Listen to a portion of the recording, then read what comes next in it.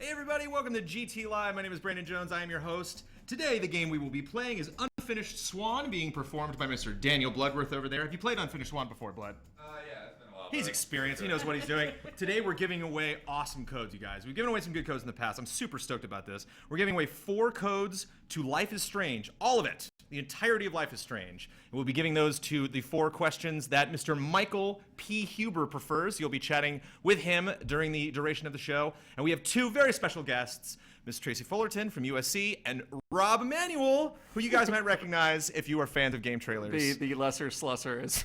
The lesser Slusser, yeah. The lesser Slusser, the lesser Rob Slusser. We sent it out on Twitch and somebody was like, everyone, all right, Rob Slusser is going to come back. No, I'm so sorry. It's not Rob Slusser. You got to admit, we've had some dynamite Robs here. Yeah, you've had some really good Robs, but I can never good as Rob Slusser. We've done pretty good in the Rob department. The Mike department, not so much. But the Rob department, really, really great. I would like to know, what is the P in P. Hubert stand for? Patrick. Oh, look at that, Patrick. All right. Okay. There you go, Patrick. Good conversation starter, that one. Solid start going into it.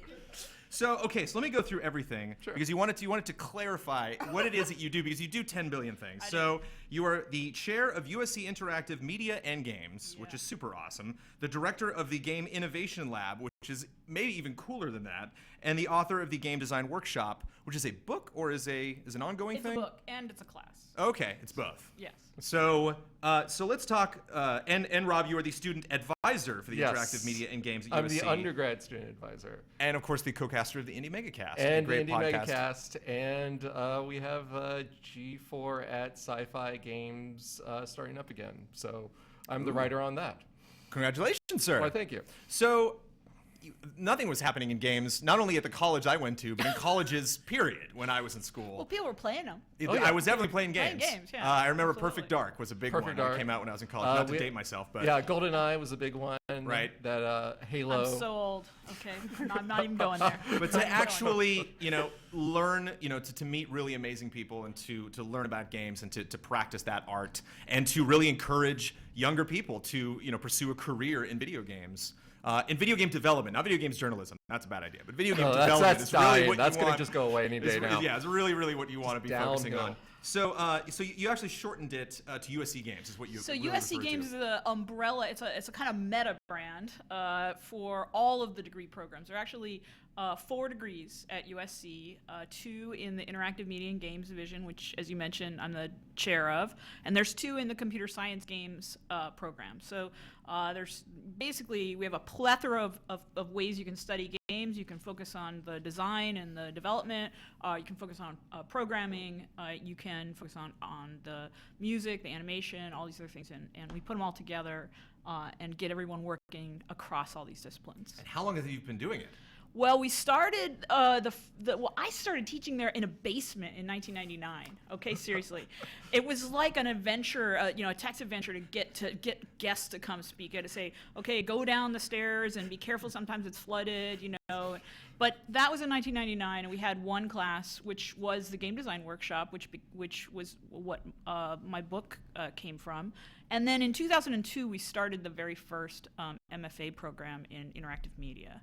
So the other programs came on over the years after that. But so we've been doing it for 13 years now. Oh, yeah. So it's cool that you guys are local, but I mean, it's not really that we're just playing favorites and that there's games divisions all over the place, and we just happen to have USC because they're local. You guys were, I wrote it down here somewhere. Someone said you were super awesome. Somebody voted you guys. We are the best. #1 game design Princeton school. Review, the #1 game design program. Yeah, it's a burden. It was 3 years running. Yeah. No, I'm just kidding. When people just up your reputation, Whatever. it's just the worst. Somebody Oh my voted God. us that, and now we have to carry that burden. Right. Yeah. No, Over I'm and just over kidding. again, That was year a after great year. honor. They're really it's spectacular. I mean, it's just really actually spectacular that the Princeton Review is looking at game programs first of all, and the fact that they liked ours is really nice. So do you see that as something that's growing? Do you want it to grow, or do you want to just have corner the market there on having a really compelling and broad gaming? We want to grow. We want games as a field to grow. I mean, if you look at the change in who's playing games, who's admitting to playing games, these days over the past 10 years. Because that's the first step. Right. That's you got to admit you got a problem. You have to admit, right? yeah, that you're going into something completely. If you're going to play some games. And so really what's happening is my mother, she admits she plays the games, right? Now, when I was growing up, this was not something she would have admitted, but she plays the games, right? People are playing more than ever. And not only are they playing games for entertainment, there's this whole new, sort of explosion of games for, helping you be fit or, helping you be more politically active or all these other, these kind of amazing things. Or just education, learning. Learning, help you learn Mandarin. If you want to learn Mandarin, you can play a game for it, or You know, algebra. Different sort of stories are being told in games now that have never, usually weren't touched before. You have stories for, all sorts of, happy stories, sad stories. We have, like even this Unfinished Swan, I think is just sort of like a great sort of story where you're not actually attacking things, but you're just sort of discovering as you go along. Starts off on a real happy note immediately, right out of the gate, nothing but smiles. Nothing but Exactly. smiles going Yeah. into it, but it's definitely, this is definitely a very unique story that you probably wouldn't have seen 10, 12, 15 years ago while we were thinking about making games. So Rob, you made the jump from journalist. You Yes. still are a journalist. You Yes. still are covering games. Yes. And I think that's really great that Well, thank you. you're really talking about a lot of games that not a lot of people are talking about, because it's a huge market. There's every week people talk about the big AAA games. You look ahead at the month and it's like, oh, okay, what big games are we going to cover? And every week, every day, there's at least like a dozen games that come out that a lot of people get a chance. And the thing is, like even covering the games, like the indie games, as everyone likes to call it, it's still I only cover like the ones that I know about. There's so many out there that come out that you don't know about because maybe it just doesn't come up on Steam or it doesn't come up like through the usual means. Even to look through like something like the iPhone or Android or anything like that, even like simple like Twine games that are so amazing and are being told, having so many different stories going into it, like it's hard to keep up with so much good stuff out there. And the best thing is that you can come back to these games even a year later, 2 years later, and they're still just as good, or like they're still sort of new because you've never seen them and they have sort of like a look and a style and a story that you haven't heard before. I think, we'll get a little bit more into specifically about the independent games and Sure. kind of where that market's at. But whenever I go to big conventions, those are always the names that I take away. Like it's fun to play Evolve at something like PAX, but at the same time, it's so much better to learn about some game I've never heard before. Right, you sort of want to find that Yeah. hidden gem. You want to find something that you can sort of share with other people, or something that sort of speaks to you. And that's where I think like a lot of games are going nowadays. I like to tell people it's like going to like a bookstore, where it's not the 5 books that they put out in the front.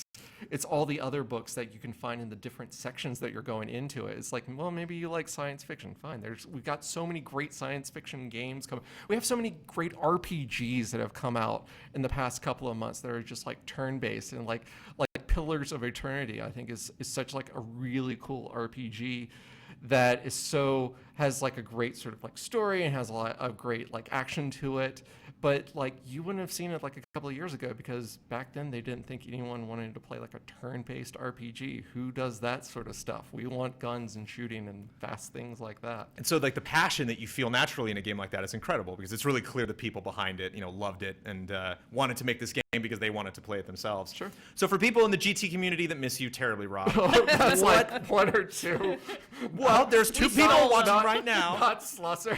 that really want to know what Rob Slessler's up to nowadays. Yeah, exactly. So what are your responsibilities as a student advisor at USC? Student advisor at USC. Basically, it's a lot of helping students to sort of find their own ways and sort of help them find their voice within the community that's going into it. A lot of students, I'm sure a lot of people going into college, even though they're like, I really want to make video games, just sort of like get to that point where it's like, I really want to make video games and I don't know. I want to do something. How am I going to make a living out of this? And then so it's a lot of like pointing them in the right direction, helping them find like people to talk to, helping them find like areas to go into, or even just playing video games. I find that even though a lot of our students are like very passionate about video games. Sometimes they don't know about some of the great games that other people are making out there, or other people are playing, or things that they can sort of like get their hands on, where they're like, wow, this is so amazing. This gives me so many great ideas of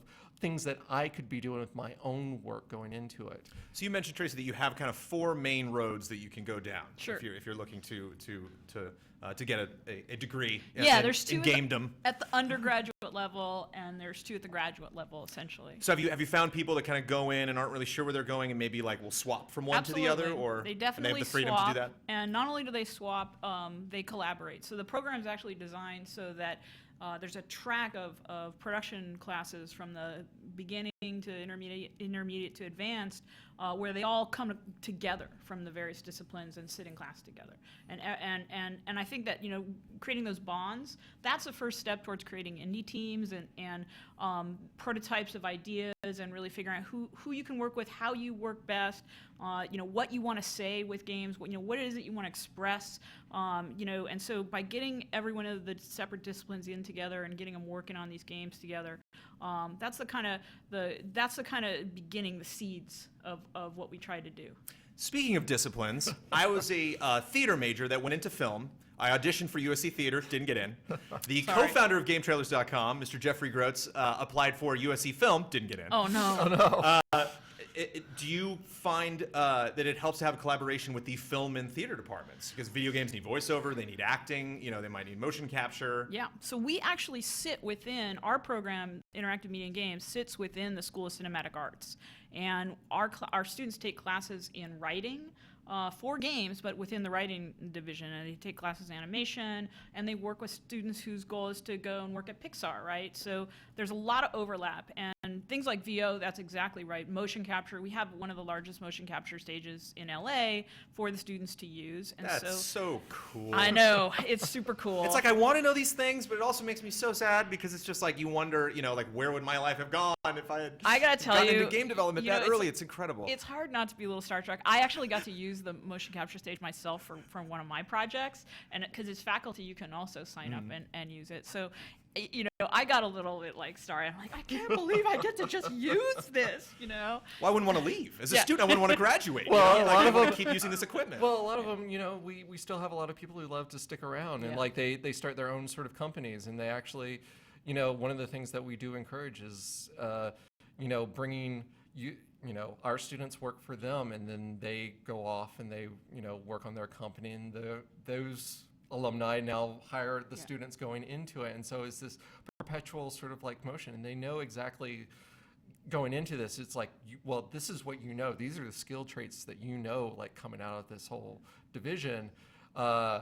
That we know we want you to do this, this, and this for us going into it. And we work really hard to get them to give back, right? Not in money, but in time and sort of mentorship, right? So a lot of the alumni will be mentors, advisors for the upcoming students who are doing their games. So we see them around, and maybe they're not playing in their motion capture stages, but they are playing, you know, with our students and coming around to all the events and coming to game jams, and it's a really tight community, actually. That's great. So speaking of moving on and making a game, you know, so we chatted about what game would be appropriate this week, and, Yeah. and you gave us a list, and of those, Bloodworth noted that The Unfinished Swan, waiting for Journey to get on PS4, but It just recently. Did it? I want to say it's got to be coming. It's gotta coming. be coming. Yeah, it's something close. I was over there, and I know they said something about it, but we don't want to, like, yeah. But I, you know, wanted to pass on to viewers that if they have not checked out Unfinished Swan, it is available on PS4. Blood is playing on PS4 right now, Yeah. and this game is incredible. So talk a little bit about what this game and USC have to do with each other. So this game began actually in one of our research labs. So Ian Dallas who's a creative director, was a research assistant for Mark Bolas, who runs the Immersive Lab. And Mark's a pioneer in VR and had a lot to do with a lot of the types of technology that went into things like the Oculus Rift. But Mark is also a really hard taskmaster, and he told Ian to like make a prototype every week. I mean, you got to bang him out, right? And Ian first made this for a VR headset and made everybody a little insane.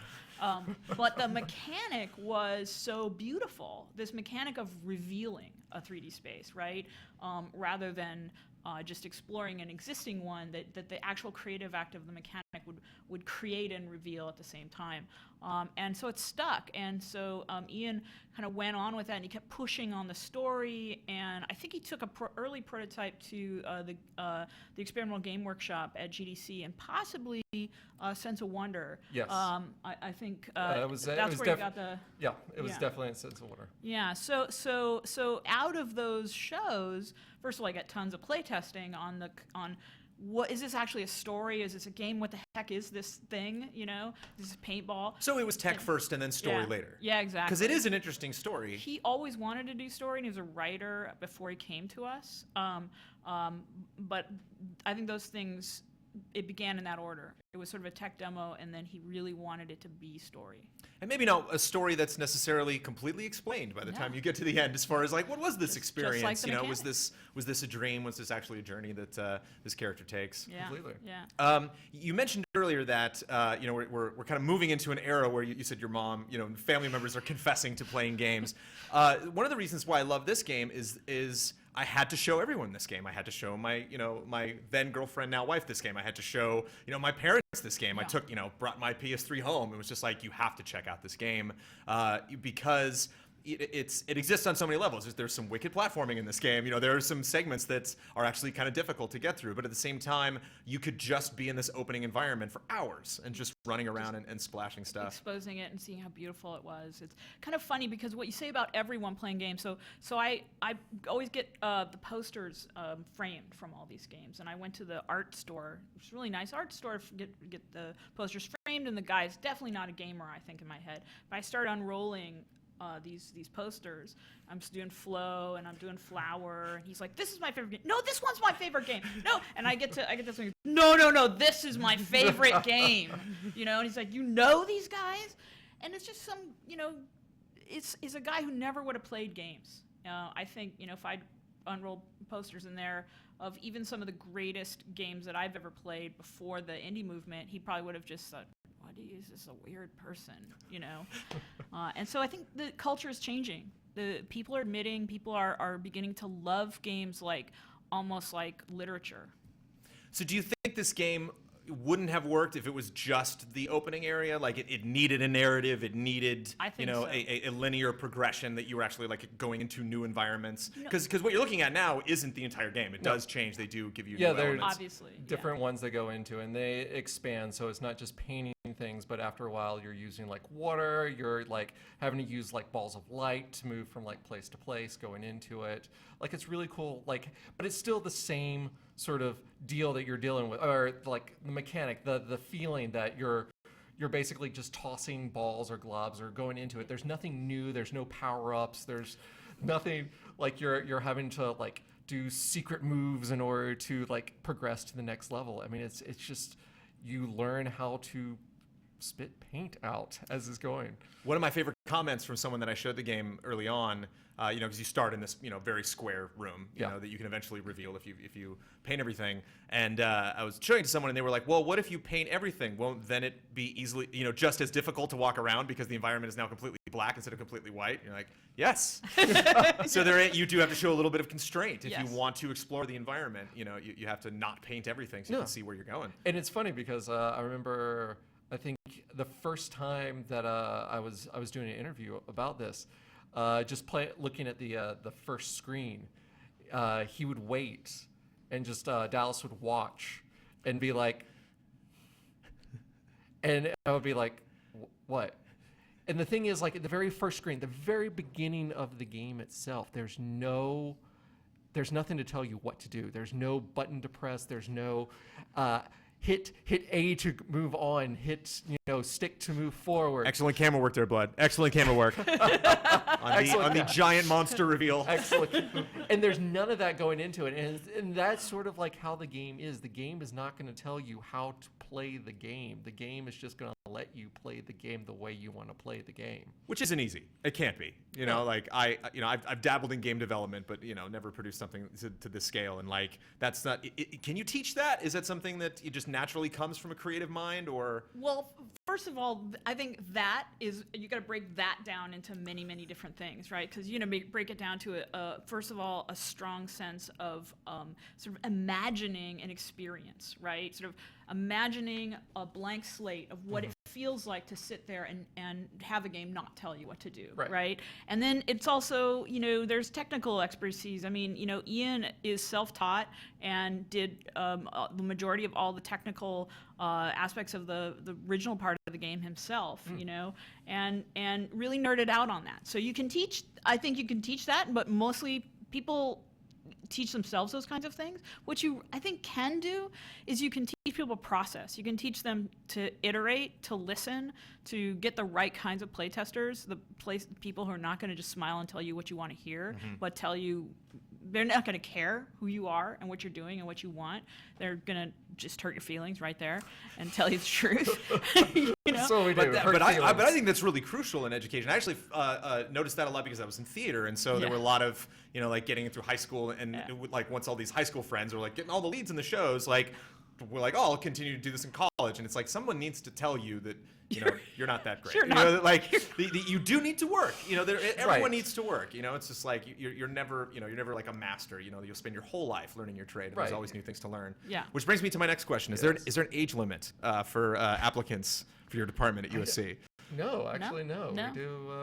Have you had some people like in the industry or people like myself that is gaming journalists that would like to get into definitely at the graduate level, development? we absolutely have had people come back to school.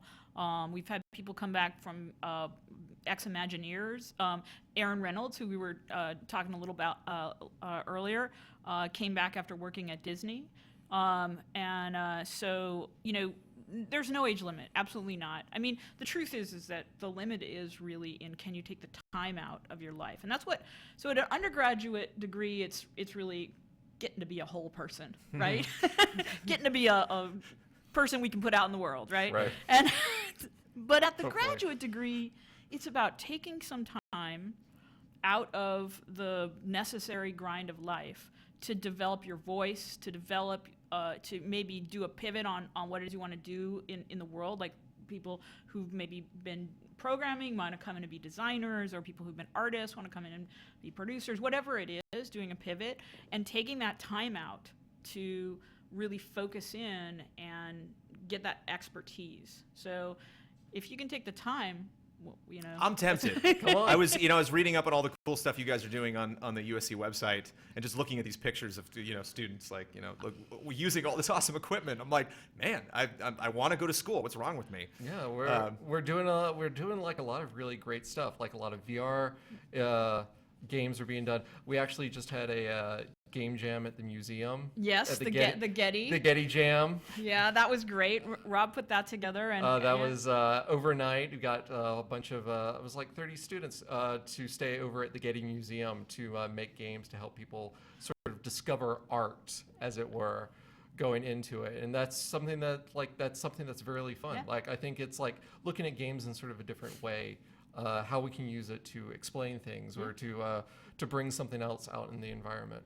Yeah, we have jams all the time, so if you can't spare the whole time to come back and get a graduate degree, you can always come back for a jam. Yeah, we have the Global Game Jam. I think we were one of the biggest... I think we were the biggest site in North America, as far as I know. Breaking records, guys. Yeah, exactly. Well, it's we have that whole building to ourselves, so we can start packing people into different rooms. So speaking of really smart, clever, talented, creative Ians, Mr. Ian Hank is in the booth. Ian Hank. Hi. He's on camera. He's got, speaking of education, right behind, who is perfectly hidden behind him, Mr. Don Casanova. I don't have your is picking up the TriCaster trade. How's it going in there, Don? Is it easy or hard, or? So far, so good. So far, so good. Nice. Nothing's on fire. So Ian, so usually around this time in the show, we check in with you just to see what's up. See, are you on your second or third playthrough of Bloodborne? What is this? New game plus one or new game plus two? I'm on plus one. Just plus. I'm doing Chalice Dungeons. Single plus. Yeah, about halfway through New Game Plus? I'm currently doing New Game Plus as well. I might have some questions for you. Okay. We're running some speed bumps down the road. Definitely skip some bosses on that first playthrough. Yeah. But we can also make a really smooth transition into this week's number 11, which is our feature where we talk about the unfortunate game, along with many others. It did not make our top 10 countdown. This week's top 10 countdown is the top 10 crowd-funded games, which I feel is appropriate, having you guys completely. on. It was kind of tough, like figuring out like what games are out, what games were actually crowdfunded, and for what. Sure. One of the games that Ian, I think, was a huge fan of that we previously did a Just Played on that almost made the list but wound up at number 11 was Race the Sun. It's true. So Ian, sell me. What's Race the Sun? Race the Sun is a really fast, I guess it's a racing game. They call it Race the Sun, but it's a speed game. yeah, it's more of a speed game. It's sort of like an endless runner, but cool, I guess. I'll take that. You're in a space or a solar powered kind of hovercraft spaceship thing, and the sun is going down, and you try to make it as far as you can, and there are all kinds of obstacles like these sunflower things, which I've actually never seen in the game before, that you're trying to avoid. And you progress, your ship gets better and better and better, and you unlock crazy new modes and stuff. It's just a lot of fun. I found a really great trailer for this today that it's actually coming up in a little bit where they had a bunch of YouTubers footage of them playing the games, and like every one of them was screaming. Like Right. everybody of them was just crying bloody murder because it's a super fast game. It's a super fast game. Another great thing about it is that so for one full day, so you're actually racing the sun for one full day, everyone has the same track. So you're trying to be like on the top of the leaderboards going into it for this track. So you can play it over and over again, but you only have 24 hours. It's such a rush to get on the leaderboard, like top 10 or whatever. You're Yeah. just like, yes! Going into it. And so, yeah, you have to sort of like stay in the sunlight, but you're also trying to avoid things. And as you'll see, like later on, like the shadows get a little bit longer, sort of like you're having to find your way through things. You're having to sort of like depend on whether or not you're going to get into the shadows in order to avoid like a bad situation and lose a little speed, or you're going to stay in the sun and maybe find yourself in a worse situation going forward as you basically start flying through these levels. Going forward is what the Going game should be forward, that's called. all you have. There's no backwards, there's no stop, there's no like, can we just pause for a little bit? Nope. Going into it. And then you pick up, like there are certain crystals that you pick up that can give you more time as you're going forward. What? Whoa, Yeah, there you whoa, are. I'm that's in the too much. B-roll. What's happening? I tried to cut those out, but that one slipped in there. Sorry. Oh, it's all right. I like looking at myself. Yeah, we Who looked so much doesn't? better back then, man. Yeah. We've aged so much Oh since my that was God. shot. Were you ever that young? Yeah. I've just noticed this is a very monochromatic episode of GT Live. Can we transition between that It's a theme. and Unfinished Swan? Yeah, look at that. There we go. From one to the other. It's beautiful. One to the other. Color schmuller. Well, it's all about like being able to convey whatever you need to the player. So you'll find like in Unfinished Swan, they use color, but very rarely. So when you see it, it becomes a very sort of like Like in the it's menus, yeah. your aesthetic. It has something to say about it. It's the yellow duck feet. It's the pink balloons that you find. It is the yellow crowns on top of like the king's head that you're going into it. Like every bit of color in that game has something to say. There's a noir game coming out that I can't remember the name of it. You're a detective, and it's all black and white except for Yeah. red. Oh, like it's- red really it's, highlights some of it's the White murder Knight? weapons and stuff, possibly. There's one called White Knight where you. White Knight is out. That's already out. Yeah.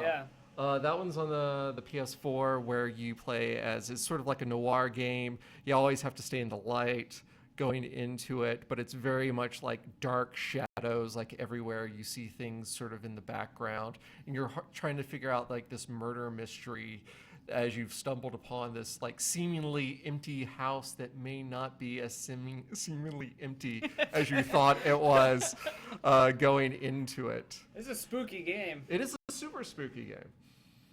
Do you find that's a comment that comes up a lot when you're critiquing game design? They're just like too much. You really need to focus, the player so they understand where they're going and what they can use and what they can't. Usually it's not enough guidance. I mean, seriously, understanding how to direct a player's attention is one of the things that takes the longest things for students to learn, and that's what you get from playtesting, because you watch people turn around and head the other direction, even though you've got something blinking in front of them, but they were supposed to go towards the blinking light, and they didn't. And I'm like, well, you're gonna have to fix that. That's one of the favorite things I love about my wife is if there's a door in your game, she's trying that doorknob. There's nothing, she's just like, why would you put a door in there if I'm not? I can't go in the door. Well, that's perfectly fine. I mean, I'm always for like, is there a quest in the game? I'm going in the opposite direction because I know there's something better. Same thing. There's probably something better in somewhere else in this game, because if you made an alcove like somewhere, why would you do that? Why would you make these things if you're not going to fill it up with something cool and amazing? I gotta tell you, one of my favorite playtesting stories was actually really early on in Journey, and Genova has told this story too, so I don't feel bad saying it. But I played a really, really rough, I think it was like a Flash prototype of what would become Journey, and but it was multiplayer. And the first thing I did was literally, you were supposed to cooperate. There was 4 people at that time, and you're supposed to cooperate. And I just went off on my own, and I'm like looking at the corners of everything and seeing what they've hidden, if they've hidden anything, right? And Genoa's sitting there going like, oh, Jesus Christ, she's doing it wrong, right? But, in the final game, obviously you can do that to great, there'll be like amazing things to find. So I'm glad I did it for them. And a perfect avenue if you have students and you have teachers. You're in a great environment that you can show people stuff and get a lot of different people from different,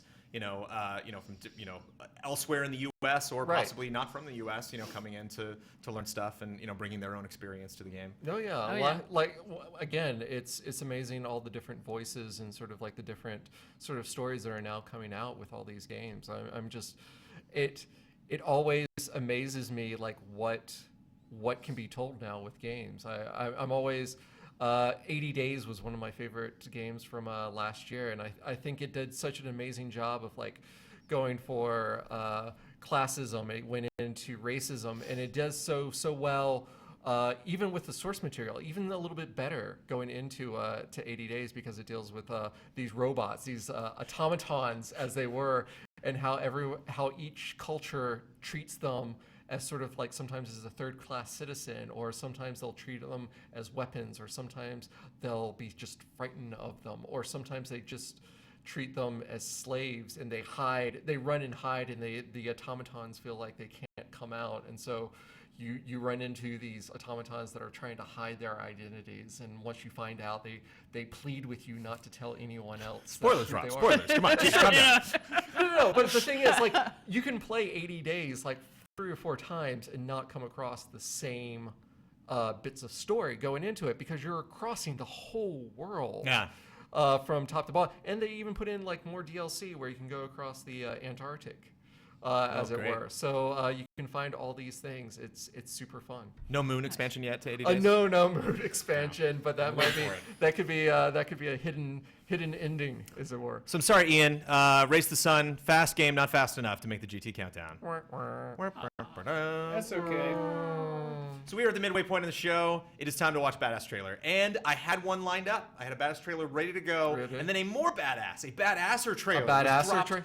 This morning for Michael B. Huber. For Deus Ex Mankind Divided. Pumped.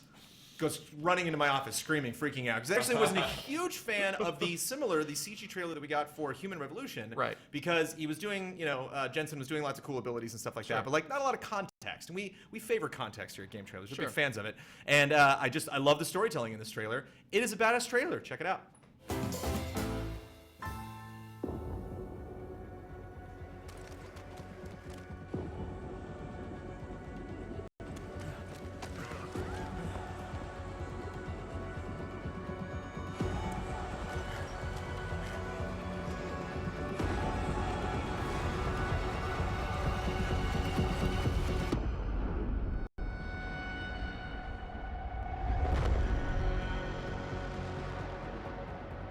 We are human beings.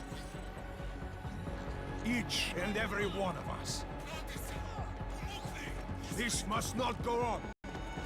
This injustice must end. An increase in the number of terrorist attacks. highlights the danger posed by augmented citizens. I once thought I could save the world. Now look at it. Help me!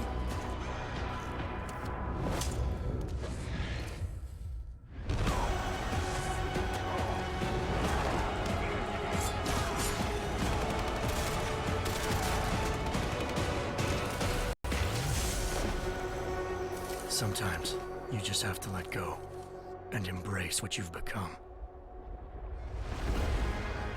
They've worked from the shadows for years, shaping the future, manipulating lives, controlling information.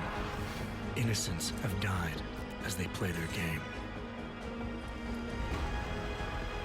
We will not sit idly by and allow our rights to be eroded out of fear and ignorance any longer. We will not be herded into ghettos and treated as outcasts. We will stop at nothing. The world is different now. The old rules no longer apply.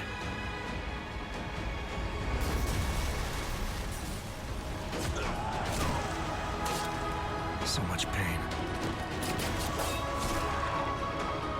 So many lies.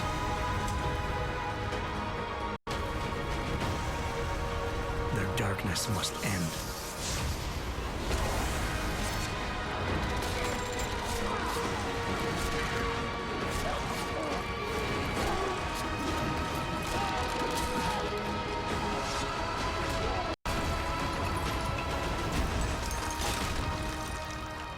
This should be your fight as well, brother.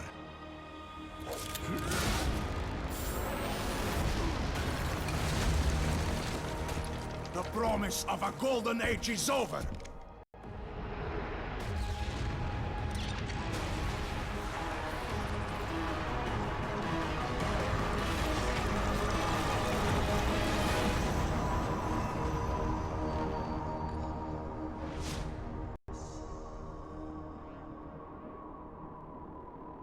I won't let it happen again.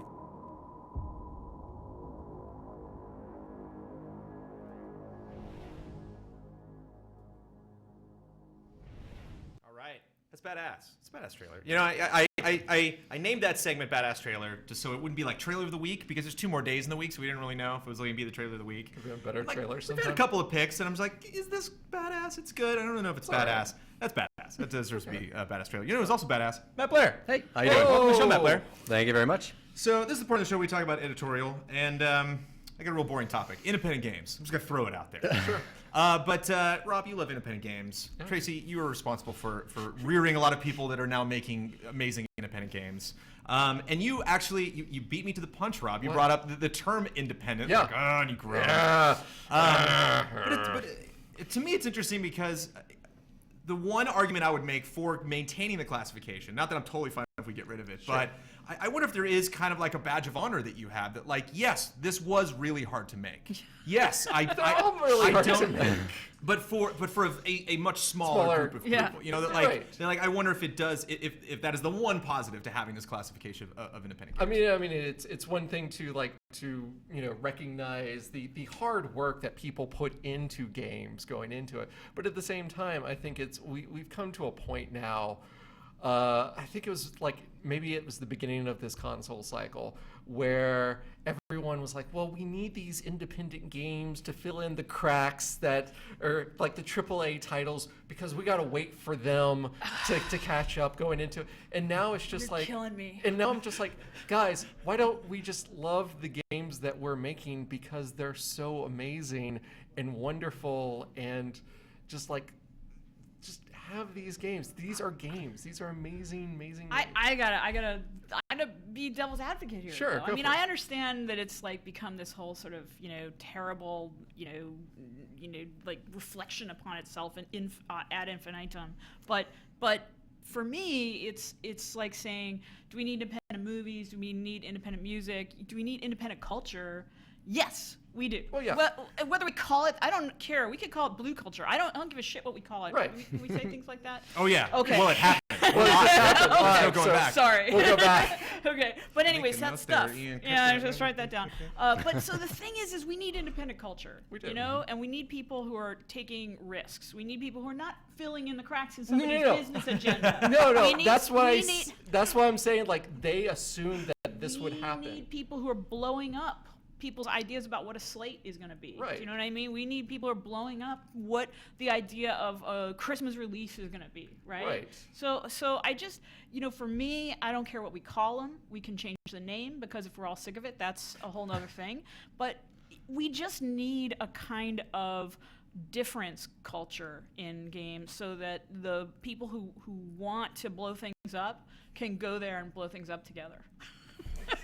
Mr. Blair, how much time do you spend each year playing games that are not your typical huge multiplayer, you know, console driving Half. AAA games? I make an effort to try to keep it about half. To be honest with you, like I'll go back and I'll play my Call of Duty multiplayer once in a while just to kind of get that fix. That same fix, they make it for a reason, right? They try to make it as addicting as possible, and I like most humans kind of crave that every once in a while. So I've got my NHL sports games, I've got my shooter games. But then the other half of the time, I'm gonna like go and play it. To me, I kind of equate it to the difference between a film and a movie. It's like you're really craving just to sit down and watch a popcorn movie, you're gonna do that. You want to actually sit down and watch a film and like see a piece of art, you can do that because those two things exist. The same thing exists in games to me. Whether or not they're independent though is irrelevant to me. Right. Usually, more often when it's independent, it's more artsy because that's just the person took it upon themselves to make their game, and they did, and they did it for art. They didn't do it for money, necessarily speaking. I mean, obviously, we do everything we do for money most of the time, but you get the point. Right. So we are. Oh, sorry, Rob. No, I was about to say, like, there's, I mean, but even with independent games, I think there's some really just amazing, fun. I'm thinking Risk of Rain, which was the winner of the Student Independent Games Awards last year, which was done by, you know, a couple of students who came flying into the IGF and they had to fly back because they had exams like the next day and they couldn't stay there to drink because they were underage. And it's just this fun sort of like you are these tiny little guys against these monsters that are taking up like half the screen at times, and then you just play the game, you go through it over and over again, and then it's just spawning bosses. Just all the game does is spawn bosses. I on thought you top were of describing the independent games market for a Yeah, second. exactly. I really thought you were like for these little tiny guys, They're there's these- these giant monsters. That's exactly right. And it keeps spawning bosses. I love it. It is funny. Maybe boss. that's what the point they were trying to make with that game. It's true. It could be. But I think that if that is true, then I think that these tiny guys are actually winning in the end because it's these new voices. It's people who it is, you know, our mothers and our parents and our people who never thought before to pick up a game controller, finding these games, and they're like, wait a minute, I thought a game was like this. And then all of a sudden you show them a game that tells a story that they're interested in, or shows them something that they never thought they could experience, or gives them a chance to do something just fun. My head spins when this question even gets asked because I gotta say, historically, the fact that we even are asking this True. question Yeah. is a win. I mean, it's basically a huge win for our industry. The fact that we now might be tired of the whole notion of independent games. So speaking of winning, I'm curious how you win as a graduate of your department. You know, you're going out there into the business and you want to make games and you want them seen by people. So we're GameTrailers.com. We can just get an influx of media every single week, and every single day I watch trailers that you so lovingly prepared, Matt Blair. Thank you so much. And I'll watch these trailers and I feel bad because it's like, wow, here's this interesting game that I'm never gonna play because I don't have time. You know, and like like most of the time, as much time as I can possibly fit in, play games for a living, and I still don't have time to get to these games. Yeah. It's like, who cries for these games? Because it's like, how are these people going to get noticed? How are people within the industry noticing them? You know, like what is your recommendation to, you know, people that are graduating from your department to make a living or get noticed or both? Well, we work really hard with our students. I mean, first of all, I would say a good, you know, 40 to 50% just go right into the industry and they work for someone else. Maybe they have dreams of working for themselves, but they'll work for someone else first. But a whole other track, a really large percentage, will also band together and try and make companies. And that's really what you're talking about. How do you get noticed as a young company, a young developer with a title that has no name brand recognition, right? And there's actually a lot of ways that you can these days, right? Because you run a Kickstarter and you get out there and you talk to people, or you have some sort of a technological hook, like Nevermind, for example, or you are just so damn good, like that game company, that you just can't be denied, right? And I think that or you're Asher Vollmer and you run a studio so small that when you put out your jewel of a game and maybe even if it does get eclipsed in some other ways, he still does great, right? But his studio is so damn small that he can afford to do that, right? I recommend you name your game Titan Souls, so then you have Titanfall fans that are like, ooh, finally, like DLC, or you have Dark Souls fans that are like, ooh, a weird sequel, cool. But the thing is, like Titan Souls, like as crazy as that, it fits the game because it is that the you are going against giant things and they are going to kill you very quickly if you are not thinking about how you're playing the game or like the world around you as you're going into it. I mean, there's so many. Oh my God, there's so many games you don't know about. It's ridiculous. Even like we do. So I do the podcast, the Indie Mega Booth podcast. And we can only pick one game a week going into it, and so sometimes we have to go back a couple of weeks because it's like, oh, we missed this one, or we need to go pick this one back up, or there's something that we need to sort of bring back up into the limelight because it's just so good and so much fun going into it. I mean, there's just so much stuff into it. I mean, if you are interested in games, I say find someone who has sort of the same interest that you do. Find someone who has sort of a voice that sounds like your voice, and then just sort of follow them along because they're probably going to play a lot of the same things that you want to be playing. So Matt, I'm going to throw out one indie game that people should check out, and then I'm going to boot you so we can ask these people some questions. What's a good indie game? What's the last good indie game you played? No, see, that's... I'm going to have the same trouble as him, but sure. I don't. Like I said, I kind of tend not to classify them between indies or big shot games, right? Like when they come across me, usually when it's on the platform I've been kind of slacking on the PC end recently, but name anything from our countdown this week, and I've played it in the last week because we just kept talking about it. I'm like, oh yeah. I suppose the one that I played the most so far this week would be FTL, just because it's that same addictive nature. Right. Just keep trying. It's like, oh, and I look up and it's 3 hours later. Of course. So, but that's too easy. Well, okay. I will even I'll bump that one up a little bit. FTL without the combat, Out There Omega, just came out on Steam. A great game. You can also play it on your iPhone. Think of it as a game where you play as an astronaut who finds himself lost in space. You're having to deal with resources, gathering resources. You have a limited space. Pretty much every choice you make in this game could kill you. Even the simplest, I need fuel from this one place, is going to kill you because you need so much fuel, and to get fuel, it takes fuel. And sometimes you spend more fuel to get the fuel that you thought you were going to get out of it. And it's this wonderful story that just starts to unfold as you go through it. And the great thing is you run into aliens who have a language all their own, and you have to make sort of contact. You have to agree or disagree with them. And so you learn bits and pieces of their language as you're talking to them, and you figure out how to communicate with them by interaction.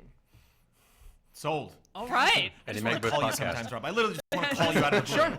Just be like, Rob, I need an indie game. What do we got? You're like, oh, have you tried this? Have you tried Dark Echo? It's a game for your iOS phone. This is why we have him. Basically is a game where it's a sort of a survival horror game, puzzle game, but it's all done by sound. So the only thing that you see are your footsteps and the sounds that everything makes around you. So you can make clicks, you can do snaps, but as the sound goes out, you can actually see everything as it spreads out, and it shows you the world around you.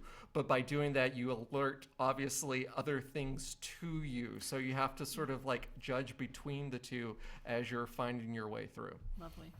And that's really cool. And that's it would seem if you had a student that was interested in something like that, like they would come into the department and say like, oh, what franchises do you really like? Like Stealth. I really like Stealth. I'm like, okay, well let's, don't just make an action game with stealth in it. Let's just take that genre As and really an example, blow it open. Yeah. Chambara. Great stealth. It's great stealth. It's an action stealth game. That's a BAFTA, Yeah. BAFTA award-winning stealth game. It's a samurai, sword game.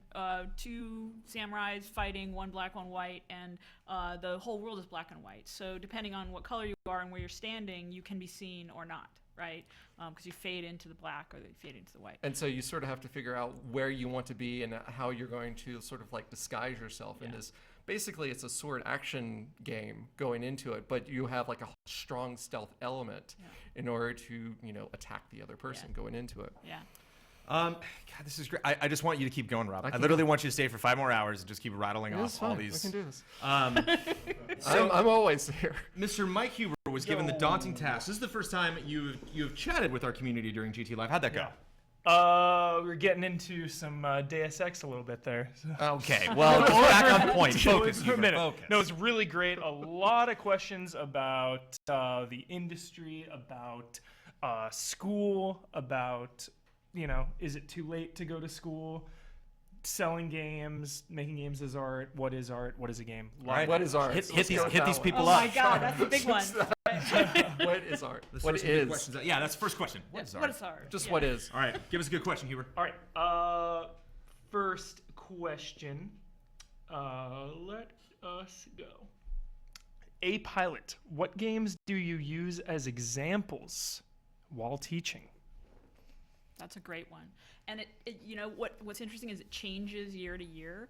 So we have some core games that you're always going to use. I mean, I'm just going to say, for me, Magic the Gathering is always going to be a core example, an amazing innovation, change the way that people thought of an entire, type of play, right?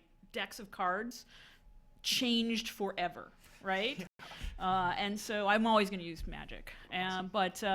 But then, year to year, there'll be these sort of standout games. I mean, recently we've had so many Twine games come out. You want to make sure that people are looking at that, because you don't want them to just be looking at the big graphics and the AAA games, right? What is your favorite Twine game?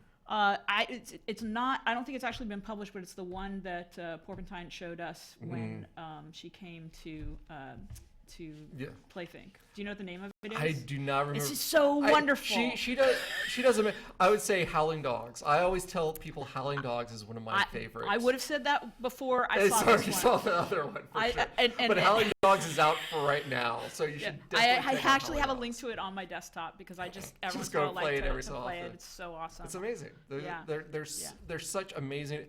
Basically, all of Porpentine's Twine games are just like studies in like how to tell stories through like text and choices and visuals, and it's amazing. Yeah, I don't know if this one's on. I don't know if I'd be spoiling anything. Think I'd be spoiling if I just sort of set it up a little bit? Would it be a bad thing? Set it up.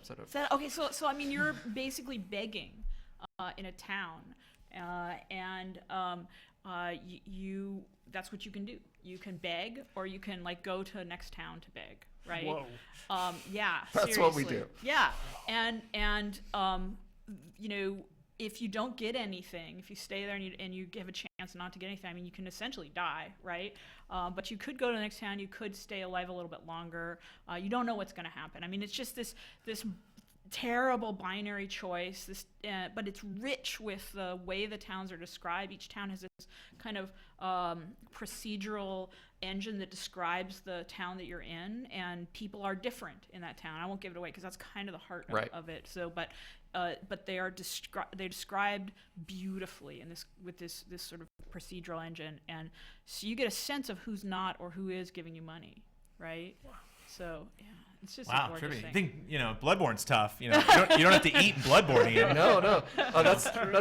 there's have Bloodborne stock is sandwiches, nothing that- to cart life. Oh Right. yeah. Cart life will make you suffer in real time. Yeah. And All right. for Sorry. real time. More questions. Next up, Rosamund. I always forget how to say his name. For people who grew up without the option of going to school for games, is it too late to get in now? What is the cutoff age? Okay, first of all, I grew up without the option of going to school for games. I just want to throw that out there. Just put that out there on the table. When I grew up, there was no school for games. Okay, so I don't think you need to go to school for games. But I do think that the kind of things we study might help people to be more informed, more subtle, more interesting game designers, right? So it's not just how do I do it. It's becoming a person who thinks about games in a really deep way in a community of people who are challenging your ideas every day, but at the same time helping you to become better at the skills it takes to make games. So what going to a game school gives you, it isn't something you can check off in a box. Right, it's really becoming part of a community and becoming a kind of thinker, a kind of maker within that community. And you're bringing life experience, and that's what's great about college. It's, yeah. it's just a culture shock for everybody because Yeah. it's Right. like you have people that came from different backgrounds, different schools, Especially when you come to Los Angeles. right. Right. Yeah. So if you have someone that's older, that's bringing their life experience, regardless of what job they have, Yeah. to something like the interactive medium is exciting. Oh, completely. Yeah. All right, next up, the Ding Garden, or the Dinger Garden. The Dinger Garden.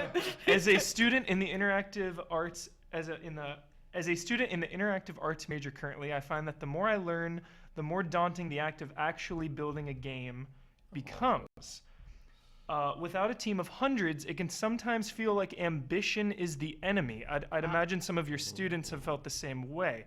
What kind of advice did you give them? Oh, scoping. Yes. Scoping. We're big on scoping.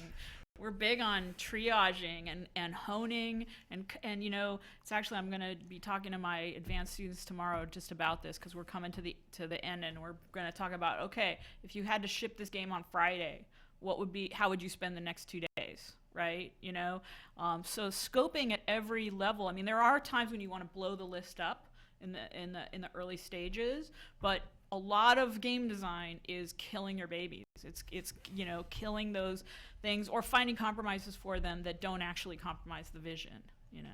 Do you think the industry right now has a problem with scoping? We're getting tons of delays. Does the Zelda franchise have a problem with scoping right now? I'm not on their team. Yeah, I'm it's not on hard their to team. say. Yeah, Depending on what they're going for, Yeah. the prototyping, who has to check off what going into it. Yeah. But you hear that a lot in the industry, like a lot of developers. When Uncharted got delayed, they came Yeah. out and said we thought of some more stuff. We discovered either some things we didn't know the PlayStation 4 was capable of, or some things some ideas that our team I think had that we didn't sometimes apply. a game genuinely needs the extra time in the oven. Do you know what I mean? So sometimes that's the case, and when you're really experienced creative director, yes, and if you have the money, you're able to keep going. But we try to teach our students scope because honestly, having the time and having the money and having the clout to say we need another year in the oven, it doesn't come around very often. Usually you have to bring it in, right? So You can't delay to next semester. you cannot. Well, no. We actually they have to ship at the end of the semester. They have to stand up in front of those on a stage and present them, and they have to be done. Yeah. That sounds completely terrifying. Yeah, it is. Yeah. Second thought, I don't know if I'm but I mean, that sounds terrifying. Last one, tongue surgery. Oh yes, tongue surgery. Do you guys teach game making more as an art form or more for selling a product of entertainment? We do both, and I would say that's the kind of the neat yin and yang of the program, right? So, we have our big classes where you learn in sort of pre-professional setting. You'll run a team of 30 to 40 students, and it's a year-long process with a really rigorous green light at the head of it, and a ship date at the end. So that's kind of the more industry-oriented, looking to develop people and make sure they know how to run a professional team and make a product. On the other hand, we also have super small classes, like Rich LaMartian teaches our experimental games class, and they're just pumping out little weird prototypes every week, just like that. And and the interesting thing I think this year is that it really makes me proud because one of our big advanced games, blanket. What are we're talking about the student game, Yeah. Closure or Closure, and as well as Yes, Outer Wilds. Outer Wilds. Because it's not a truly independent Yeah. game, Ian, unless Yeah. it's really hard to pronounce, right? Yeah. So Closure won was- the student game, and then and that's a tiny little experimental game that came out of Rich's experimental class. It's a Crazy. crazy game. It's a game. First of all, it's a game that monitors your eyes, and so whenever it's watching you. So whenever you blink, it moves forward in time. You play a guy who's in the hospital bed, and that's not spoiling because it's in the first. It's in the first scene. It's in the first scene, and he's basically the doctor's saying, "Open your eyes, open your eyes, open your eyes," and you got to open your eyes. And they're talking to you, and you're trying not to blink because every time you start to blink, it's as if you're going into a coma. And you have this whole you get this whole interactive experience of your life. Some Clockwork flashing Orange. before your Yeah, eyes. pretty much. Yeah. So that's on the one side, won the student IGF. And then on the other side, you have Outer Wilds, which was one of the big advanced games teams. It was an MFA thesis project as well. And, this took, more than a year just as a student project, and then they've been working on it since. And so, that's like a big one, and that won the grand prize at the IGF. So to me, when I see both sides of the program doing really well, that makes me happy because we don't want to just say you got to be indie or you're going to be AAA. Games are games, Right. and it's a beautiful form, and we want to work in all the areas of it. You mentioned briefly, I just want to expound on that a little bit more, that a lot of people directly go into developers to work for developers Sure. or for publishers. How do you facilitate that? Do you have relationships with some companies? Oh yeah, well the program was co-founded by Electronic Arts, and so they really helped us to set up the original curriculum. And of course that was some time ago, and it's evolved since then. But we've also had major partnerships with Microsoft, and of course we have a really good relationship with Sony. A lot of folks go to intern at large companies, and then we've had situations which we had to come up with a rule for where they go intern and they don't want them to come back to school, and they just want to hire them. And so I had to call some people up and say, well, look, you gotta if you're gonna give them an offer, you have to give them an offer after they graduate. That has to be the rule because Right. That's a good problem to have. Yeah, because I got all these parents calling me and saying, I don't know, should they drop out of school? And yeah. So you don't teach that. That's the one. That's the line. You don't. That's something you can't teach is how to tell your parents you're going to drop out of school. Yeah. Right. I don't teach that. There's no class for Don't do that. that. So before we get close to wrapping up the show, Mr. Bloodworth, has your opinion changed of the Unfinished Swan? Do you feel you're going through the game faster than you did the last time you played it? Are Oh you no, I'm finishing this absolutely back? going slower. I'm just soaking in more of what's going on. Yeah. Are you performing the game right now for our viewers? Or are you just kind of are you just completely immersed? I mean, I've definitely stopped so that I didn't get too far ahead of things, and I enjoy this game. This mechanic here, I kind of forgot about. This is pretty cool with the vines growing all over the place wherever you splash water. But it's fine. I don't know what it is, if it's just that I'm looking at this game with new eyes, having you guys in the room, but I'm noticing little touches like when the vines go out, they have little yellow flower petals Yep. at the end Yes. that Color. tell you where it's like you hit, throw the water at that because that's where these vines are The going to color is going going to to tell you exactly where you need to go. Very nicely done. Color is key. Yeah. Color is key. It's Tells a lot. Good message for people at home. Well, just really quickly, I want to talk about stuff that we're doing here on Game Trailers before we wrap the show up. We have GT Time coming up, of course, tomorrow, along with Tabletop Adventures. How was Tabletop this week, Huber? As long as we got you on stage. It was intense. Hogger had a rough week last week. Hogger, rough week again. Ian was visibly ill.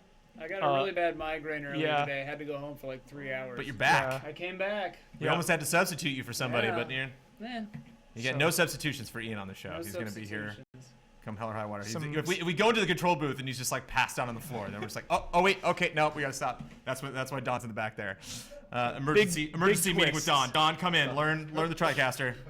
Ian's sick. Mandatory update, of course. Speaking of Ian Hank, is going to be this Saturday. As we mentioned before, our countdown this week is the top 10 crowdfunded games, which you can tune into on Friday. Some awesome Just Plays this week. A lot of us had played Rainbow Six Siege, the alpha, which was super fun. Talk about game development, man. I mean, this game is an alpha. Like, there's definitely some rough edges, so it's kind of always really fun to get in there and break a game that these guys have worked so hard on. Affordable Space Adventures, which is a fun indie game. It's a great indie game. Mr. Kyle Bossman chatted with me about it. He checked that out, which is available on the Wii. I saw you actually retweeted that a couple days ago. Yes. We had a trailer that came out Yes. where they have some people coming in sweating and freaking out and pushing lots of buttons. And StarCraft 2, Legacy of the Void, which you've been checking out, Mr. Huber. We chatted about today, and that will be coming out later this week.